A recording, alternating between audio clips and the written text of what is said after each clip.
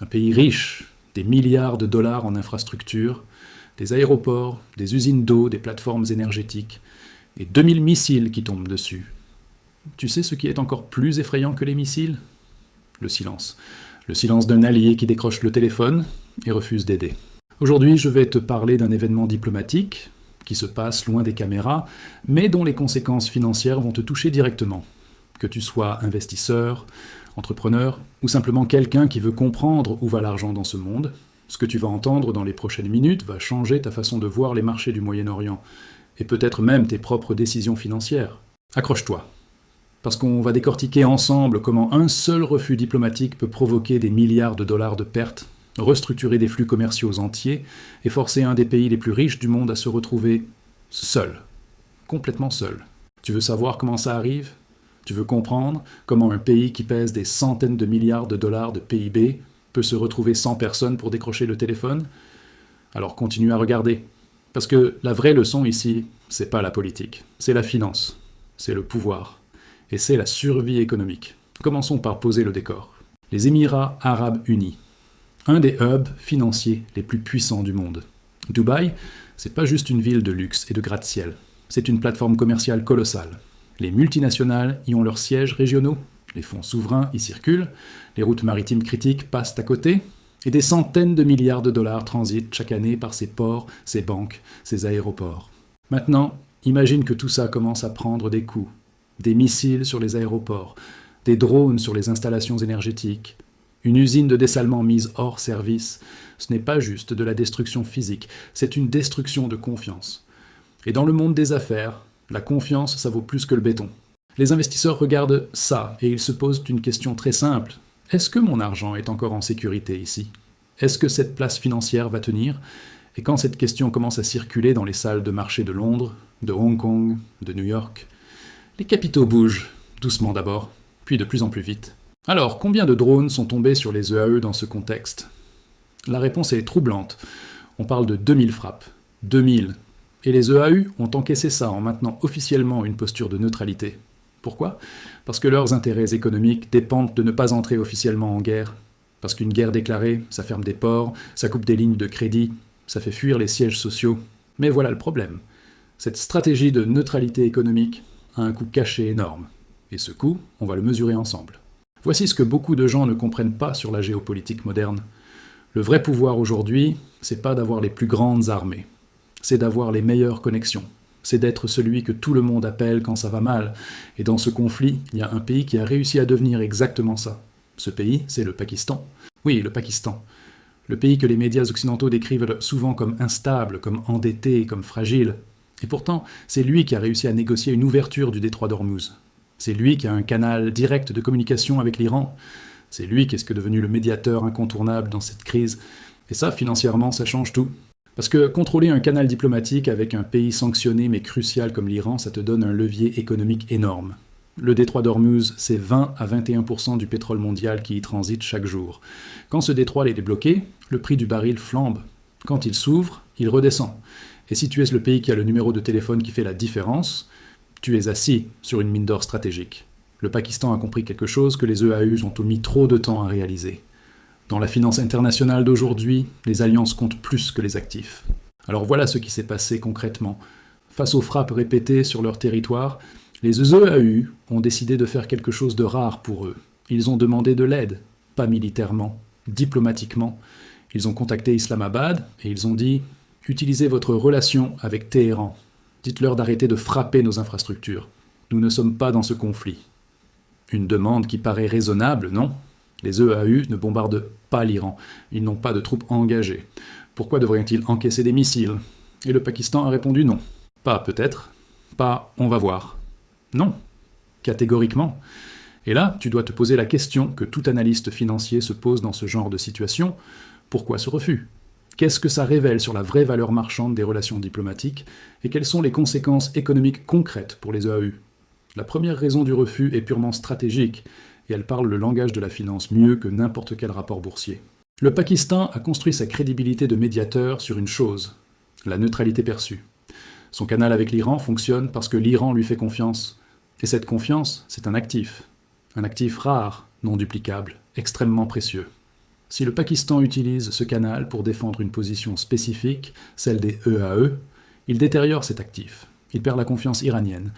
Et une fois qu'un actif de confiance diplomatique est brûlé, il ne se reconstruit pas en quelques semaines. Tu vois l'analogie ? C'est exactement comme une banque d'investissement qui a bâti sa réputation sur l'indépendance de ses analyses. Si elle commence à défendre les intérêts d'un client spécifique au détriment de la vérité du marché, elle perd toute sa valeur. Son opinion ne vaut plus rien. Le Pakistan ne voulait pas brûler sa banque pour sauver un dépôt.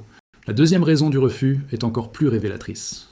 Le Pakistan a clairement communiqué aux EAU que leur valeur stratégique avait diminué. Pas parce que les EAU sont devenus pauvres ou incompétents, mais parce que leur réseau d'alliances s'est effrité. Et en diplomatie comme en finance, ta valeur dépend de tes connexions actives, pas de tes actifs dormants. Est-ce que tu vois où je veux en venir ? On va y revenir. Mais d'abord, dis-moi dans les commentaires, tu savais que la diplomatie fonctionnait comme un marché financier ? Que ta valeur monte et descend selon tes alliances ? Parce que c'est une des leçons les plus importantes de ce dossier. Maintenant, parlons des vrais chiffres. Parlons de ce que cette situation coûte concrètement. Les EO ont investi des centaines de milliards de dollars pour construire une infrastructure économique mondiale. Dubaï est le 4e hub aérien mondial. Abu Dhabi gère un des plus grands fonds souverains de la planète, estimé à plus de 700 milliards de dollars. Le commerce extérieur des EAE représente environ 800 milliards de dollars par an. Quand des drones frappent un aéroport, le coût direct est dans les centaines de millions. Mais le coût indirect, lui, c'est l'assurance risque qui monte pour toutes les entreprises qui opèrent depuis là-bas. C'est les banques qui reclassifient la région en zone à risque élevé. C'est les multinationales qui commencent à évaluer des alternatives. Bahreïn, Qatar, Arabie Saoudite, Singapour pour certaines activités. Et là, on touche au cœur du problème financier des EAO. Ils ont construit leur modèle économique sur l'attrait, sur la stabilité perçue, sur l'idée que Dubaï est l'endroit le plus sûr du Moyen-Orient pour faire des affaires. Si cette perception change, c'est tout le modèle qui vacille. Une usine de dessalement hors service, c'est aussi une crise d'eau potable dans un pays désertique. Et une crise d'eau dans un hub commercial de 10 millions d'habitants, ça a des conséquences économiques immédiates. Les entreprises ne peuvent pas opérer sans eau. Les employés partent, la production s'arrête. Mais maintenant, voilà la question que personne n'ose vraiment poser. Comment les EAU en sont-ils arrivés là ? Comment un pays aussi riche, aussi connecté, aussi stratégiquement positionné, a-t-il pu se retrouver sans alliés, prêt à décrocher le téléphone ? La réponse est dans leurs choix financiers et géopolitiques des 10 dernières années. Et cette réponse, elle devrait te faire réfléchir à tes propres choix d'investissement et d'alliance. Les USAE ont décidé de jouer sur plusieurs tableaux simultanément. Ils ont acheté des F-35 américains, les avions de chasse les plus avancés du monde. Ils hébergent une base militaire américaine de premier plan, Al-Dafra. Ils ont signé les accords d'Abraham, normalisant leurs relations avec Israël. En parallèle, ils essayaient de maintenir des relations commerciales avec l'Iran et de se positionner comme un centre financier neutre. Financièrement, cette stratégie était brillante, jusqu'à ce qu'elle ne le soit plus. Parce que quand les tensions ont explosé, l'Iran n'a pas vu un pays neutre. Il a vu un pays qui héberge les avions, qui participe aux frappes. Un pays qui accueille les forces qui l'attaquent, tout en prétendant ne pas être dans le conflit. Et dans la logique iranienne, c'est une forme de participation masquée. Et la grande puissance régionale, l'Arabie Saoudite, sous MBS, a regardé les EAE se faire frapper et n'a pas demandé au Pakistan d'intervenir. Pas un mot. Ce silence saoudien est lui-même un message financier et stratégique. Il dit « Les EAE ne sont plus dans notre premier cercle. Leur protection n'est pas notre priorité immédiate. Alors quelles options restent aux EAE ? Analysons-les, comme un investisseur analyserait ses options après une perte majeure. Option numéro 1. Passer par les États-Unis pour faire pression sur le Pakistan. Le problème, les Américains ont besoin du canal pakistanais pour leur propre processus de cessez-le-feu. Ils ne vont pas sacrifier un outil diplomatique qui leur sert directement pour défendre les intérêts émiratis. Dans le calcul américain, les EAU ne valent pas ce prix-là en ce moment. Option numéro 2. Passer par Israël pour inclure dans les négociations une clause protégeant les États du Golfe non belligérants. Techniquement possible. Mais le coût politique pour les EAE serait énorme. Ça rendrait visible leur alliance avec Israël d'une manière que leur opinion publique et leur environnement régional ne digéreraient pas facilement. Option numéro 3, approcher la Chine directement. Et là, c'est intéressant financièrement, parce que la Chine a des intérêts économiques réels aux EAO. Dubaï est un hub pour les entreprises chinoises dans la région. Les ports émiratis servent les routes commerciales chinoises. Si les frappes continuent, la Chine perd de l'argent aussi. Une approche via Pékin pour que la Chine murmure à Téhéran que frapper les infrastructures émiraties nuit aux intérêts économiques chinois, c'est peut-être la voie la plus réaliste. Mais, même là, c'est une démarche indirecte, longue, incertaine, et en attendant, les drones continuent. Voilà la vraie leçon financière de tout ce dossier. Et écoute bien, parce que ça s'applique à toi aussi, dans tes propres décisions d'investissement et de construction de valeur. La richesse seule ne protège pas. La technologie seule ne protège pas. Ce qui protège, c'est la qualité et la profondeur des alliances que tu as construites avant la crise.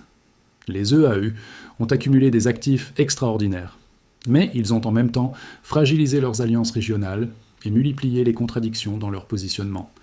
Et quand la crise est arrivée, leurs actifs n'ont pas pu compenser la faiblesse de leur connexion. C'est exactement comme un portefeuille d'investissement. Tu peux avoir les meilleures actions du monde. Mais si tu n'as pas de liquidité quand le marché s'effondre, tu ne peux pas saisir les opportunités.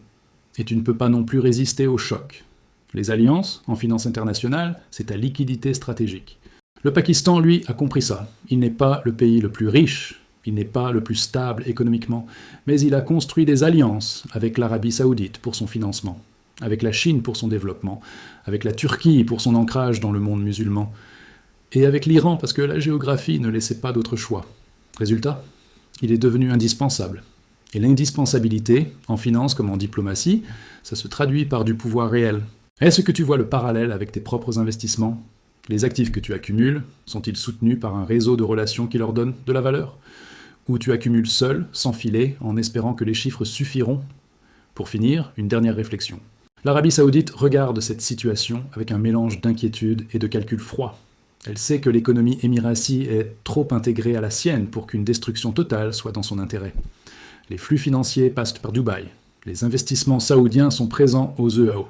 Une déstabilisation profonde ferait des dégâts en cascade. Mais en même temps, un EAO affaibli, un Abu Dhabi qui a besoin de Riyad pour survivre, c'est un EAO qui accepte enfin la hiérarchie régionale que MBS construit depuis des années. C'est un concurrent potentiel qui devient un partenaire subordonné. Et dans la logique de construction d'empire économique régional, c'est un résultat stratégiquement utile. La douleur des EE est donc, du point de vue saoudien, à la fois un problème à gérer et un levier à utiliser. C'est cynique, c'est brutal. Et c'est exactement comme ça que fonctionne la géopolitique financière au plus haut niveau. Ce que tu dois retenir de tout ça, c'est simple. Le monde change. Les anciens équilibres de pouvoir se reconfigurent à une vitesse que beaucoup n'anticipent pas. Et les pays, comme les investisseurs, qui ont construit leur stratégie sur des certitudes qui n'existent plus, vont payer le prix de cette inadaptation. Les EAE paient ce prix aujourd'hui. En drone, en missiles, en silence diplomatique. Demain, qui d'autre sera dans cette position? Et toi, dans tes propres finances, est-ce que tu es dépendant d'un seul système, d'une seule stratégie, d'un seul actif? Parce que la diversification des alliances et des positions, c'est pas juste une leçon pour les États. C'est la leçon fondamentale pour quiconque veut construire une vraie sécurité financière dans un monde aussi instable que celui-là. Si cette vidéo t'a ouvert les yeux sur la façon dont la géopolitique et la finance s'entremêlent pour définir qui gagne et qui perd dans l'économie mondiale, alors tu sais déjà ce que tu dois faire. Si cette analyse t'a apporté quelque chose, fais une chose simple. Like cette vidéo maintenant. Ça prend 1 seconde et ça m'aide énormément à continuer à produire ce type de contenu que tu ne trouveras nulle part ailleurs. Commente juste en dessous. Selon toi, quel pays va être le prochain à se retrouver dans cette position d'isolement stratégique? J'ai hâte de lire tes réponses. Partage cette vidéo avec quelqu'un qui pense que la politique c'est loin de ses finances. Montre-lui que non, c'est directement lié. Et surtout, abonne-toi et active la cloche. Parce que dans ce monde qui bouge aussi vite, rater une analyse comme celle-ci peut te coûter cher. Ici, on décode ensemble les vrais mécanismes du pouvoir et de l'argent. Et ça n'a pas de prix.